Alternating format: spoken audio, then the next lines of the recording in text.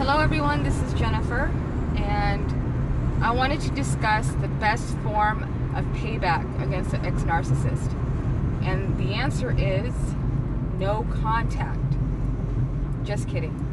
I'm going to offer a little different perspective about anyone who wants to have some payback, or I'm going to say justice, when it comes to their ex-narc. And I understand that a lot of people might disagree with me, and that's okay. But as far as payback goes, see, there's nothing you can do legally usually, or in these situations. It's so hard to get over it for the most part, because most of the time you receive little to no, there's no repercussions for this person who destroyed your life. There's no, you're not compensated in any manner. You're just definitely discarded, even if you discard them. And I think that's a big part of why it's hard for victims to accept it and to move on, because you really, other than the experience itself, you're not going to get anything positive out of this horrible relationship. So I would say that the best form, if you wanted to, get some balance back in your life, just a little bit, because no matter what what you do to the narcissist, it is so incomparable to what the destruction that they have caused in other people's lives. And what I speak about, again, is balance, a small sort of balance in some small way, so you can feel better. And I don't think there's anything wrong with that. Now, no contact, this is a necessary thing. This is something you have to do. There's nothing revengeful about it. For some it is, I guess, because, a narcissist hates to be ignored. But, however, in some cases, in many cases, the no contact is, it's already pretty much a given, because once the narcissist has depleted you of everything that you have, and they don't need anything from you, then they will go ahead and discard you anyway. So in the no contact rule, it's kind of helping them out a little bit.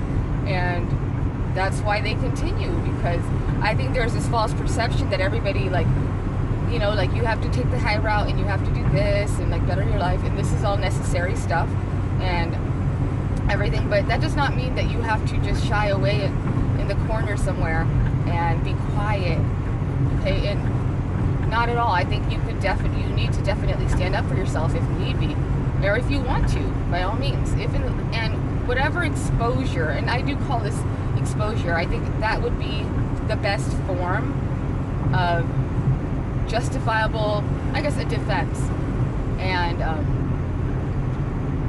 I'll explain this, because I know it doesn't seem like a big deal about, just telling the truth. That's exactly what I'm talking about, is to tell the truth about the situation, because a narcissist hate being called out for the frauds that they are. And I would say that as far as in any legal manner, exposure would be the best option. Now, I know in some situations this this isn't going to work, but in some it may. And if you're at a point in your healing process where you're past the extreme anger and the hatred and wanting this person arrested and tortured every day, and if you're able to think logically with a clear head, then whatever you need to do as far as exposure in a legal manner for a small sense of justice, do it. And by exposure, I mean, for example, if I were in the same location as my ex-narc, and his friends, I ran into his friends somewhere, or anybody that we knew, because I haven't spoken with anyone since I've moved away, and they all do think negative things of me because of what he has told them. But if I was still there, and I ran into them and they asked me, what happened, I would tell the truth. I'm not saying, be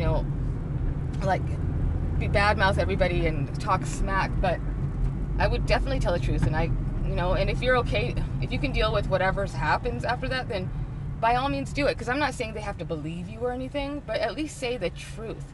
And I think that'll help you, because I think people just feel because of the no contact that you just need to, go away and just be quiet. And this is why narcissists get away with what they do. over and over again, because everyone else just goes away and they move on to the next person. Now, even if they didn't believe me, even if I told his friends what happened, that's okay too, and I could accept that, but it would make me feel better in some small way, and I would totally understand. I would say, I know he's your friend, this is what happened, that's the truth, and hold your ground. Now, I'm not saying go out of your way and be vindictive or waste your time or torment yourself regarding it, or plotting, because if you're at that stage, then you don't belong here yet. But don't cower away either, and you don't have to be quiet or silent about any of this. Like, stand up for yourself, in my opinion.